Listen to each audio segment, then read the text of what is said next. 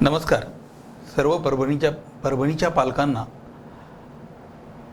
विशेष करून आता शैक्षणिक सत्राच्या संदर्भात बरीचशी काळजी लागलेली आहे.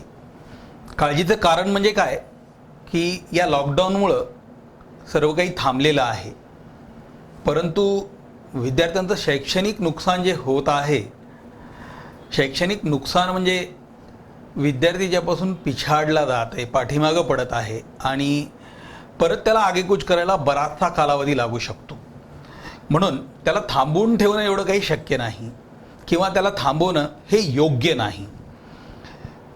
जनरली जर बघितलं तर आता 4-5 जूनपर्यंत आमचा 10वीचा निकाल लागत असतो आणि पालकांची त्याच्या पुढच्या भविष्यातील ॲडमिशन किंवा इतर संदर्भामध्ये त्याची सुरुवात झालेली असते. परंतु या लॉकडाऊनच्या परिस्थितीमुळे शैक्षणिक हानी फार मोठ्या प्रमाणात झालेली आहे आणि आपण त्याचा विचार करत असताना बघतोय की आता जुलैपर्यंत 12वीचाच निकाल सांगितला जात आहे. म्हणजे जुलै महिन्यामध्येच आपण 10वीचा निकालसुद्धा गृहीत धरू शकतो. परंतु आपल्याला तितका वेळ थांबून किंवा आपल्या पाल्याला थांबून हे जमणार नाही. आपण हे सर्व करत असताना आपल्याला आपल्या पालकासाठी योग्य फॅकल्टी निवडणे आवश्यक आहे. परिस्थिती अशा विखुरलेल्या आहेत की त्यामुळे आपण हा विचार करू शकतो पुढच्या 1-2 वर्षापर्यंत तरी कमीत कमी हे सर्व वातावरण जे आहे कोविडचं ते संपुष्टात येईल असं काही दिसत नाही. परंतु आपल्या पाल्यासाठी आपल्याला योग्य फॅकल्टी ही आज निवडणं आवश्यक आहे.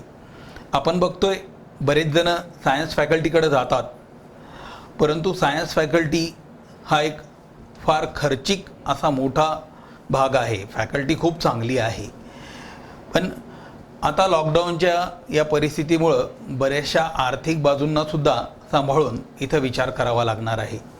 याच पद्धतीने आपण जर बघितलं तर याच्यात कॉमर्स एक फॅकल्टी अशी आहे की ज्याची चॉईस आपल्याकडं नक्कीच निश्चित चांगल्या पद्धतीने राहू शकते. त्याचं कारण आहे ही एक कमी खर्चिक आणि लवकर उत्पन्न देणारी सुद्धा फॅकल्टी आहे. तुम्ही या फॅकल्टीबद्दल जर विचार केला तर ही फॅकल्टी आपल्याला निवडत असताना आपल्याजवळ याच्यातील काही प्रोफेशनल कोर्सेसचा पण आपल्याला विचार करता येतो. कारण सायन्स निवडत असताना पालक अगोदर विचार करतात डॉक्टर, इंजिनियर किंवा त्याच्याशी निगडीत असणाऱ्या सर्व फील्ड. तसंच कॉमर्समध्ये जर यायचं असेल तर कॉमर्सची एक अडचण काय आहे, कॉमर्स 10व्या वर्गापर्यंत बऱ्याच जणांना माहीत नसते. म्हणून कॉमर्समध्ये येत असताना अगोदर आपल्याला जी निवड करावी लागणार आहे त्याच्यासाठी आपण ज्या प्रोफेशनल कोर्सेसचा विचार करू शकतो त्यामध्ये पण आपल्याला CA, CS, CMA अशा भिन्न फॅकल्टीज आहेत, ज्याच्या माध्यमाने जर विचार केला तर अगदी आता 11वीपासून जर आपण याचं नियोजन केलं तर पुढच्या 5-6 वर्षाच्या आत आपला पाल्य या ठिकाणी एका स्टेटस अशा फॅकल्टीमध्ये फील्डमध्ये तो राहू शकतो. आता हा झाला पुढचा प्रश्न, परंतु तत्पूर्वी आपल्याला कॉमर्स फॅकल्टी निवडावी लागेल. 11व्या वर्गात आपल्याला कॉमर्स फॅकल्टीची निवड करत असताना आपण जर इथं विचार केला तर कॉमर्स फॅकल्टीमध्ये आपल्याजवळ काय काय घटक आहेत यामध्ये जर आपण बघितलं तर 11व्या वर्गात कॉमर्सला ॲडमिशन घेत असताना जर आता त्या पाल्याला प्रोफेशनल कोर्सेस निवडायचे असतील तर त्याला हा विचार करावा लागतो की माध्यम कोणतं ठेवावं, मराठी ठेवावं का इंग्रजी ठेवावं. तर बिलकुल माझा एक छोटं सजेशन हेच असेल की ज्यांना प्रोफेशनल कोर्सेसकडे जायचं आहे त्यांनी 100% इंग्रजी माध्यमाचाच अवलंब करावा. कारण ही एक ग्लोबल लँग्वेज आहे, म्हणून त्याची गरज फार मोठ्या प्रमाणात आहे.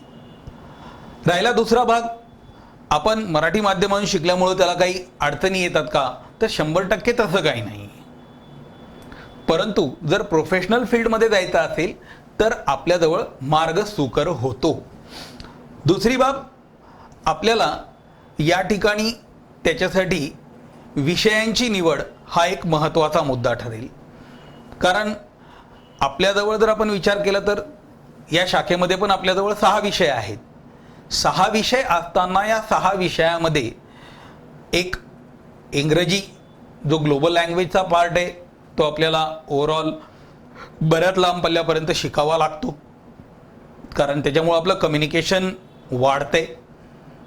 दुसरं, हा विद्यार्थ्यांच्या आवडीचा घटक म्हणजेच त्याची लँग्वेज. मग या लँग्वेजच्या बद्दल जर आपण विचार केला तर या लँग्वेजमध्ये काय आहे, विद्यार्थी हिंदी, मराठी, संस्कृत किंवा काही ठिकाणी याला पर्यायी म्हणून IT सारखा विषयसुद्धा आहे, अशा काही विषयांची निवड ते करू शकतात.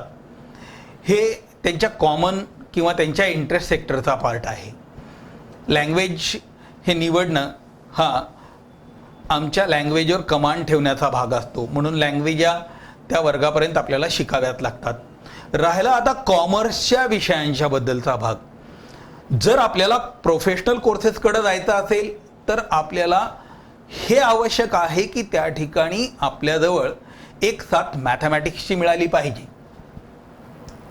कारण वाणिज्य कॉमर्स जर म्हणले तर याच्यामध्ये आपल्याला बिलकुल बुककीपिंग अँड अकाउंटन्सी ज्याच्या हिशोबाने ओळखल्या जाते कॉमर्सला, दुसरं इकॉनॉमिक्स, हे दोन त्याच्यातले मेजर सब्जेक्ट मानल्या जातात. परंतु प्रोफेशनल कोर्सेसमध्ये जात असताना आपल्याला इथं जी साथ हवी आहे ती साथ मॅथमॅटिक्सची सुद्धा लागते. म्हणून आपल्याला निवड करत असताना अशाच कॉलेजची निवड करावी लागेल ज्या ठिकाणी हे विषय उपलब्ध आहेत.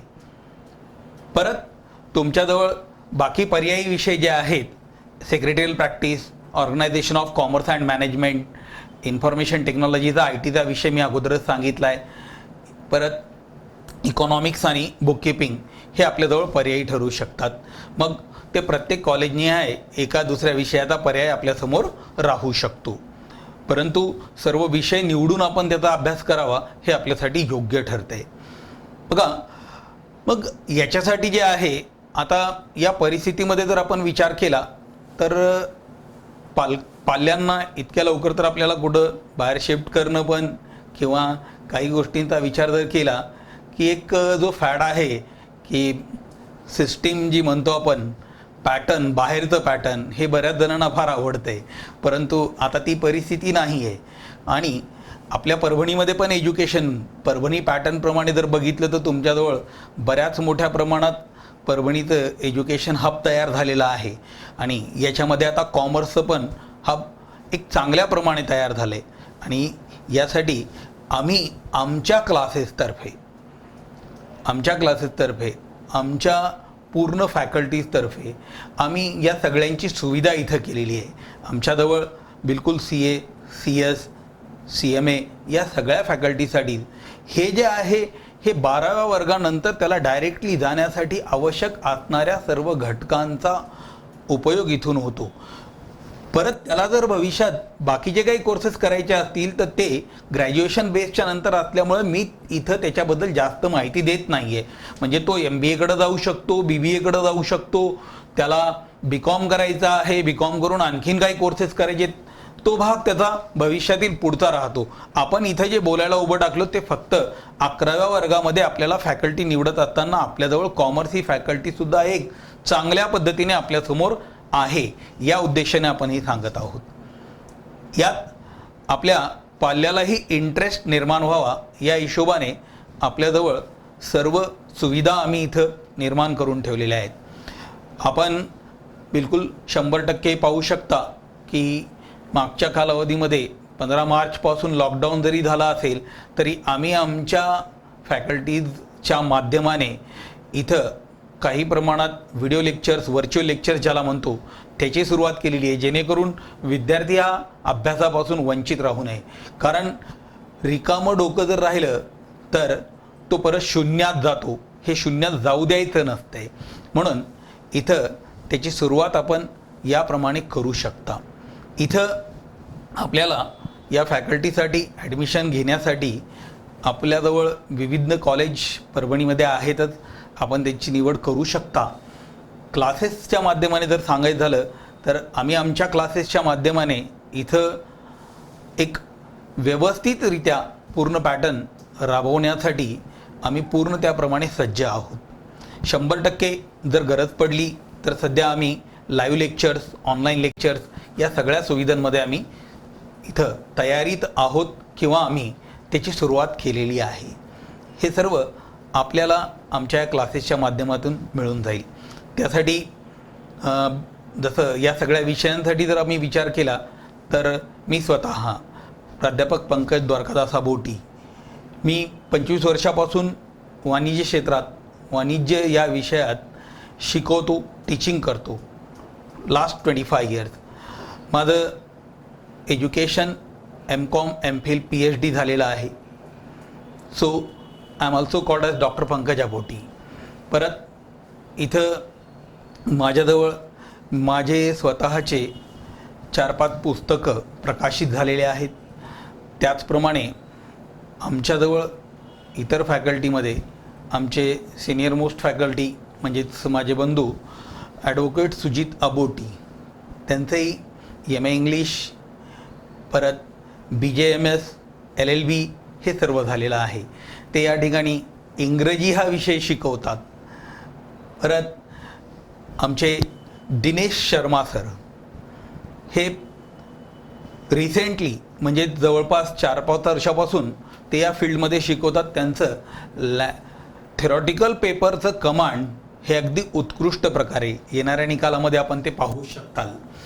परत आमच्याजवळ इथं स्पेशली जो मॅथ्स विषय आम्ही सांगतोय त्या मॅथ्स विषयासाठी आमच्याजवळ इथं परफेक्ट फॅकल्टी म्हणून भक्ती शर्मा, प्रोफेसर भक्ती शर्मा या आहेत, ज्या स्वतः इंजिनियर आहेत. त्यांनी इंजिनिअरिंग क्षेत्रामध्ये चांगलंच म्हणजे त्यांचा चांगला अनुभव आहे. मागच्या 7-8 वर्षापासून त्या टीचिंग फील्डमध्ये आहेत आणि मागच्या 3-4 वर्षापासून त्या 11-12 कॉमर्ससाठी मॅथमॅटिक्स जे आहे तो विषय शिकवतात.